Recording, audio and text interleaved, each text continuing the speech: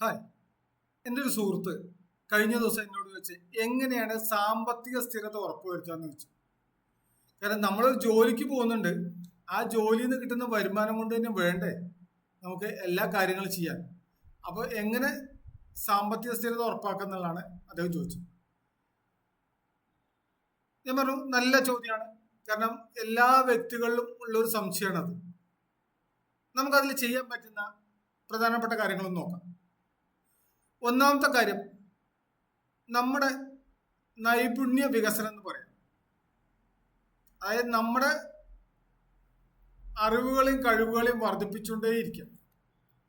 നമുക്ക് പുതിയ പുതിയ പുതിയ പുതിയ കാര്യങ്ങൾ എന്തെല്ലാം ചെയ്യാൻ കഴിയുമോ അതെല്ലാം നമ്മൾ മനസ്സിലാക്കുക, ചെയ്യാം.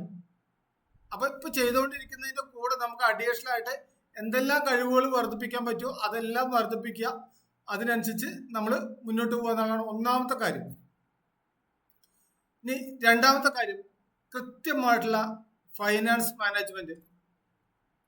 നമ്മുടെ വരുമാനം എന്താണോ അത് ഒട്ടും തന്നെ നമുക്ക് ചോർന്നു പോവാത്ത രീതിയിലുള്ള ഫൈനാൻസ് മാനേജ്മെന്റ് ചെയ്തു കഴിഞ്ഞാൽ ഒരു പരിധി വരെ നമുക്കൊരു സാമ്പത്തിക സ്ഥിരത ഉറപ്പുവരുത്താൻ കഴിയും.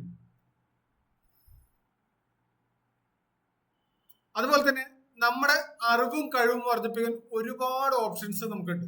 നമുക്കറിയുന്ന ഓൺലൈൻ സംവിധാനങ്ങളൊക്കെ വന്നപ്പോൾ ഓരോ ദിവസവും നമുക്ക് വ്യത്യസ്തമായിട്ടുള്ള കോഴ്സുകൾ, കാര്യങ്ങൾ, അതുപോലെ വ്യത്യസ്തമായിട്ടുള്ള അറിവുകൾ വർദ്ധിപ്പിക്കാൻ ഇഷ്ടം പോലെ അവസരങ്ങൾ കിട്ടുന്നുണ്ട്. അപ്പോൾ അത്തരം കാര്യങ്ങളെ നന്നായിട്ട് ഉപയോഗപ്പെടുത്തുക. നമുക്ക് ഓരോ ദിവസവും നമ്മുടെ കഴിവുകളെ അപ്ഡേറ്റ് ചെയ്തുകൊണ്ടേയിരിക്കും.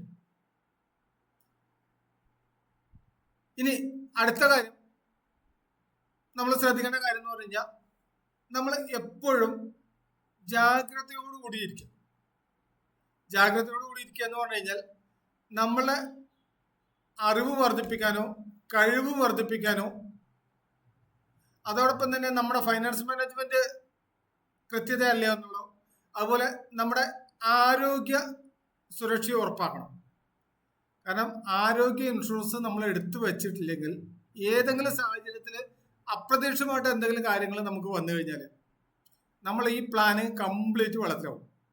അപ്പോൾ അതിന് നമുക്ക് ചെയ്യാൻ പറ്റുന്ന ആരോഗ്യ പരിരക്ഷ ഉറപ്പുവരുത്തുന്നതിന് വേണ്ടിയിട്ട് നമുക്കൊരു ആരോഗ്യ ഇൻഷുറൻസ് നമ്മൾ എടുത്തു വെക്കുക എന്നുള്ളതാണ്.